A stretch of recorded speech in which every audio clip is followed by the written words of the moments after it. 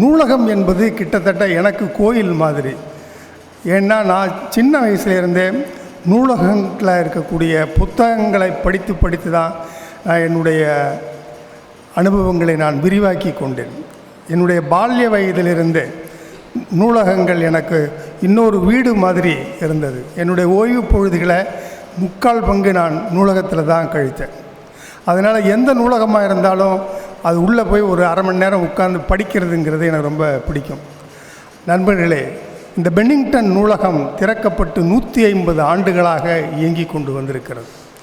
இதே பென்னிங்டன் நூலகத்தில் பல ஆண்டுகளுக்கு முன்னால் கலை இலக்கிய கழகம் அப்படிங்கிற ஒரு பேரில் ஒரு இலக்கிய அமைப்பு தொடங்கப்பட்டு மாதம் இங்கே கூட்டம் நடந்திருக்கு. அந்த கூட்டத்தை நடத்தினவர் காந்தியவாதியான திருமலை என்கிறவர்.